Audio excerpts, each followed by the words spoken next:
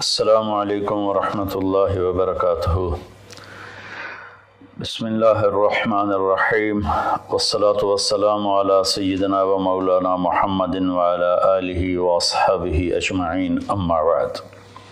میرے محترم بھائیوں، دوستوں، بہنوں، بچوں، بچیوں اور تمام امت مسلمہ اور خاص طور پر اہل پاکستان، ہم سب کے لیے مبارک موقع ہے کہ اللہ تعالیٰ ہمیں رمضان کے استقبال کے لیے اللہ نے ہمیں مہلت دی، ہم زندہ ہیں، اور اللہ کرے کہ رمضان سب کو نصیب ہو۔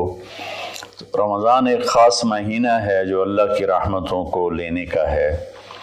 اللہ تعالیٰ کا عرش پہلے آسمان پر آ جاتا ہے، جہنم کے دروازے بند کر دیے جاتے ہیں، جنت کے دروازے کھول دیے جاتے ہیں۔ یہ پہلے کسی امت کے لیے نہیں تھا۔ ان کا روزہ مشقت والا تھا، افطاری سے افطاری۔ ہمارا روزہ اس کے مقابلے میں بہت آسان ہے، سحری بھی افطاری بھی۔ ان کی نماز تراویح نہیں تھی، ہماری نماز تراویح ہے قرآن سننے کے لیے، قرآن کو زندہ رکھنے کے لیے۔ تو اللہ تعالیٰ کی طرف سے اعلان ہوتا ہے، 24 گھنٹے دن رات یہ اعلان ہوتا ہے، حل من مستغفر فاغفر له، حل من تائب فاتوب علیہ، حل من سائل فاعطیہ۔ یہ 3 آوازیں 24 گھنٹے چلتی ہیں آسمانوں پر۔ کوئی ہے معافی مانگنے والا، میں اسے معاف کروں، کوئی ہے توبہ کرنے والا، میں اس کی توبہ کو قبول کروں، کوئی ہے مجھ سے مانگنے والا کہ میں اسے عطا کروں۔ اور پھر ایک فرشتہ اعلان کرتا ہے، یا باغ الخیر اقبل، اے نیکی کے چاہنے والے زور لگا، آگے بڑھا۔ اور دوسرا فرشتہ اعلان کرتا ہے، یا باغ الشر ادبر، اے گناہوں میں ڈوبے ہوئے انسان واپس آ جا، اللہ کی چھاؤں میں آ جا، اللہ کی رحمت میں آ جا، اللہ کی بخشش کی چادر میں اپنے آپ کو چھپا لے۔ اور اس میں فرض 70 فرض کے برابر ہو جاتا ہے، نفل فرض کے برابر ہو جاتا ہے۔ اور حضرت علی رضی اللہ تعالیٰ عنہ علیہ السلام کا فرمان ہے کہ کوئی شخص ایک فرض روزہ چھوڑ دے، پھر اس کی قضا میں قیامت تک عملی نفلی روزے رکھتا رہے تو اس ایک فرض کو نہیں پہنچ سکتا۔ تو سارے دوستوں سے درخواست ہے کہ روزے کا اہتمام فرمائیں اور اللہ کی رحمت کو لوٹ لیں۔ اور میں ایک حدیث سناتا ہوں کہ میرے نبی نے کس طرح رمضان کا استقبال کیا۔ آپ ممبر پر تشریف لائے، خصوصی طور پر جمع کیا، یا جمعہ کا خطبہ تھا تو آپ خطبہ بیٹھ کے نہیں دیتے تھے، کھڑے ہو کے دیتے تھے، چونکہ آپ کا خطبہ مختصر ہوتا تھا۔ تو آپ نے فرمایا، ماذا یستقبلکم وماذا تستقبلون، وہ کون آ رہا ہے؟ مفہوم ہے، لفظی ترجمانی مفہوم مدر۔ ہم نے کہا وہ کون آ رہا ہے اور تم کس کی طرف جا رہے ہو؟ سب یوں ہو گئے۔ پھر آپ نے کہا، ماذا یستقبلکم وماذا تستقبلون، وہ کون آ رہا ہے اور تم کس کی طرف جا رہے ہو؟ سارے صحابہ میں ہلچل مچ گئی۔ تیسری دفعہ، ماذا یستقبلکم وماذا تستقبلون، وہ کون آ رہا ہے، کس کی طرف جا رہے ہو؟ سارے پیچھے مڑ مڑ کے دیکھیں، پیچھے تو کوئی بھی نہیں۔ تو حضرت عمر رضی اللہ تعالیٰ عنہ کھڑے ہوئے علیہ السلام، انہوں نے فرمایا، یا رسول اللہ اوحی نزل، یا رسول اللہ کوئی وحی آئی ہے؟ آپ نے فرمایا لا، کہ نہیں۔ اعدو حضر، اللہ نے آپ کو آنکھ دی ہے دیکھنے والی، تو کیا کوئی دشمن مدینے کی طرف آ رہا ہے اور آپ نے دیکھ لیا ہے اور وہ ہم پر حملہ کرنے آ رہا ہے، ہم تیاری کریں؟ آپ نے کہا لا، نہیں یہ بھی نہیں۔ تو انہوں نے پوچھا، بھائی یا رسول اللہ کون آ رہا ہے؟ تو آپ نے کہا رمضان آ رہا ہے۔ سبحان اللہ، کیا خوبصورت انداز تھا متوجہ کرنے کا، عظمت بٹھانے کا، ہیبت بٹھانے کا رمضان آ رہا ہے۔ پھر آپ نے اس کے فضائل سنائے کہ اس میں جنت کے دروازے کھل جاتے ہیں، جہنم کے دروازے بند ہو جاتے ہیں، اور جنت کی حوریں اللہ سے دعا کرتی ہیں یا اللہ اس رمضان میں اپنے نیک بندوں میں ہمارے شوہر ہمارے لیے منتخب فرما اور ان کے ذریعے ہماری آنکھیں ٹھنڈی فرما۔ اور جہنم کے سارے دروازے بند ہو جاتے ہیں، شیطان قید ہو جاتا ہے۔ اور اس رمضان کا مطلب ہے جلنا، رمض یرمز، جلنا۔ سارے مہینوں کے نام عربوں نے رکھے، محرم، صفر، ربیع الاول، ربیع الثانی سے لے کر آخر تک۔ رمضان کا نام اللہ نے قرآن میں لکھا، شہر رمضان الذی انزل فیہ القرآن، کہ یہ عرشوں پر اس مہینے کا نام طے ہوا رمضان۔ تو اس مہینے کے نام اور روزے میں کیا مطابقت ہے، ان میں جوڑ کیا ہے کہ رمضان جل جانا۔ اس میں جب کوئی روزہ رکھنے والا، روزہ رکھنے والی جب روزے رکھتا جاتا ہے تو اس کے گناہ پچھلے سال کے جلتے جاتے ہیں، جلتے جاتے ہیں، جلتے جاتے ہیں، یہاں تک کہ اللہ جیسے لوہے کو صاف کیا جاتا ہے آگ سے، اور دھاتوں کو صاف کیا جاتا ہے آگ سے، اور ظاہری میل کو صاف کیا جاتا ہے پانی سے، تو پورے سال میں جو گندگیاں ہمارے اندر گھس جاتی ہیں، کبھی حسد، کبھی بغض، کبھی کینہ، کبھی کچھ، تو اللہ تعالیٰ اس کو اندر سے کھینچ کے باہر نکال کے صاف کر دیتا ہے۔ اور عید کی رات کہتا ہے کہ فرشتوں سے جن مزدوروں نے مزدوری پوری کر دی ہو تو اس کا کیا، اس کے ساتھ کیا ہونا چاہیے، تو سب نے عرض کیا اس کو مزدوری ملنی چاہیے۔ تو پھر اللہ تعالیٰ فرماتے ہیں تم گواہ رہو، میرے بندوں نے دن میں روزہ رکھا، رات کو قیام کیا اور میرا قرآن سنا، میں اس مزدوری کے بدلے ان کے سارے گناہ معاف کرتا ہوں۔ تو میری درخواست ہے تمام بہن بھائیوں سے کہ ہم اس کی تیاری کریں۔ ایک تیاری ہوتی ہے ظاہری جو ہم چیزیں اکٹھی کرتے ہیں، ایک تیاری وہ ہے جس کے بغیر ہمارا روزہ قبول نہیں ہوگا۔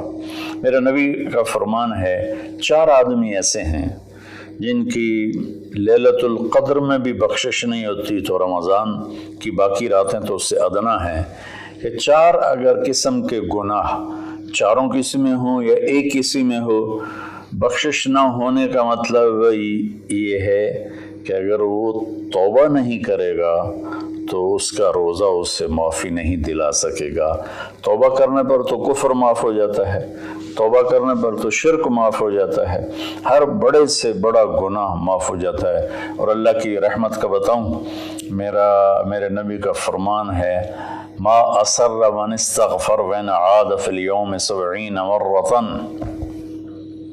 چند دن پہلے ایک نوجوان نے مجھے فون کیا، مولانا بڑی توبہ کرتا ہوں پھر گناہ ہو جاتا ہے، 10-15 دن سے اوپر نہیں گزرتا ہے پھر گناہ ہو جاتا ہے، پھر توبہ کرتا ہوں تو یہ توبہ کا مذاق ہے، میری بخشش نہیں ہوگی۔ وہ دوڑ رونے لگا ٹیلی فون پر۔ تو جب تھوڑا اس کے آنسو روکے تو میں نے اس کا بیٹا تو میں ایک حدیث سناتا ہوں کہ میرے نبی کا فرمان ہے جو دن میں 70 دفعہ توبہ توڑے، اور 70 سے مراد 10 7 70 نہیں، عربی میں 70 سے مراد ہوتا بے شمار۔ میرے نبی نے فرمایا کہ جو دن میں 70 دفعہ توبہ توڑے اور پھر توبہ کر لے سچے دل کے ساتھ، تو میرے رب کی نظروں میں وہ محبوب ہے، وہ اس کا پیارا ہے، چاہے وہ بار بار توبہ توڑتا ہے لیکن اس کے بعد وہ روتا ہے، معافی مانگتا ہے، اور آخری سانس تک اللہ نے توبہ کا دروازہ کھلا رکھا ہے۔ باب التوبۃ مفتوح ما لم یغرغر، جب تک گلے کا وہ گھنگرو بند نہیں ہوتا اس وقت تک اللہ تعالیٰ بندے کی توبہ کے لیے دروازہ کھول کے بیٹھا ہوتا ہے۔ موت نظر آنے لگے پھر کہے یا اللہ میری توبہ، تو وہ قبول نہیں ہے، لیکن اس سے 1 منٹ پہلے اسے پتہ نہ ہو وہ توبہ کر لے تو اللہ اس کی توبہ معاف کرتا ہے۔ میں ایک دفعہ جماعت میں گیا نواب شاہ، تو ایک گھر میں بڑے وڈیروں کو اکٹھا کیا، تو آخر میں توبہ کراتا ہوں، کہو یا اللہ میری توبہ، یا اللہ میری توبہ، یا اللہ میری توبہ۔ تو اس میں ایک وڈیرا صاحب تھے، بڑی بڑی مونچھیں تھیں، بڑا ہیوی ویٹ، ان کی آواز سب سے بلند تھی، یا اللہ میری توبہ، یا اللہ میری توبہ، یا اللہ میری، اور ساتھ رو رہے تھے زار و قطار۔ واہ میرے رب! یہ بیان تھا ظہر سے پہلے۔ وہ گھر گئے ہیں اور رات کو ان کو ہارٹ اٹیک ہوا اور ان کا انتقال ہو گیا۔ ساری زندگی نافرمانی میں تھی۔ مجھے لوگوں نے بتایا کہ وہ بڑے کوئی اچھا زندگی کا رخ نہیں تھا، لیکن میں یقین سے کہتا ہوں کہ اس دن کی ان کی توبہ نے ان کو اللہ کی بارگاہ میں محبوب بنا دیا، مقرب بنا دیا۔ تو میں صرف 4 باتیں ہیں میرے بھائی بہنوں۔ ایک ہے مدمن خمر، جو مستقل شرابی ہو اور شراب کا عادی ہو، اس کی رمضان کے روزے سے بخشش نہیں ہوتی۔ عاق لوالدیہ، جو والدین کو پرزے کر دے۔ والدین کا اونچا بول کبھی کبھی بولا جاتا ہے، کبھی بدتمیزی ہو جاتی ہے، اس کو نافرمانی نہیں کہتے۔ جو اپنے والدین کے دل کے ٹکڑے آنکھ پھاڑنے کو کہتے ہیں۔ یہاں اللہ تعالیٰ نے، اللہ کے نبی نے نافرمانی کا لفظ استعمال نہیں کیا، بلکہ حقوق کا مطلب کسی چیز کو پھاڑ کے پرزے کر دینا۔ تو جو ماں باپ کو اتنا زخمی کرے کہ ان کی آہیں نکلیں، ان کے آنسو نکلیں، اس کی بھی بخشش نہیں ہوگی۔ تیسرا، جو قاطع الرحم، جو رشتہ داروں سے لڑتا رہتا ہو، کسی سے نہ بنا کے رکھے، نہ بھائی سے، نہ بہنوں سے، نہ چاچے سے، نہ مامے سے۔ ماں اور باپ کی طرف سے جتنے رشتے ہیں وہ رشتے ذوی الارحام کہلاتے ہیں۔ جو ان رشتوں کو توڑتا ہے اور ان سے لڑتا بھڑتا ہے، اپنے آپ کو سپیریئر سمجھتا ہے، یہ سب گند ہے، یہ سب ایسے ہیں، ایک اس کی بخشش نہیں ہوتی۔ اور چوتھا ہے المشاحن، جو دل میں کسی کے لیے بغض پالتا ہو، نفرت رکھتا ہو، حسد رکھتا ہو۔ المشاحن کا لفظ ان ساری چیزوں پر ہے۔ تو میرے بھائی بہنوں، اس میں جو چیز سب سے زیادہ عام ہے نا، وہ آخری ہے۔ ہر آدمی شرابی نہیں ہے، اللہ کا فضل ہے، کروڑوں مسلمانوں نے کبھی شراب کو دیکھا بھی نہیں ہے۔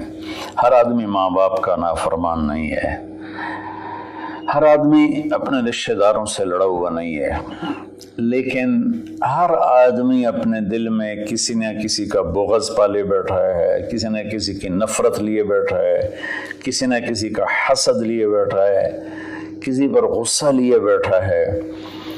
یہ چونکہ انسان کی فطرت ہے کہ وہ منفی چیزوں کی طرف جلدی جاتا ہے، نیگیٹیویٹی کی طرف ایسے جاتا ہے جیسے پانی اوپر سے نیچے، اور پازیٹیو چیزوں کی طرف جانا مشکل ہوتا ہے جیسے نیچے سے اوپر جانا۔ تو اس میں پھر آدمی پھسل جاتا ہے۔ ایک اس ہمارے سوشل میڈیا نے اس طرح نفرت پھیلا دی ہے، جھوٹی باتیں کر کے، جھوٹے عنوان لگا کر۔ تو میری گزارش ہے سارے بہن بھائیوں سے، ہم رمضان کی تیاری کریں۔ کیا تیاری کریں؟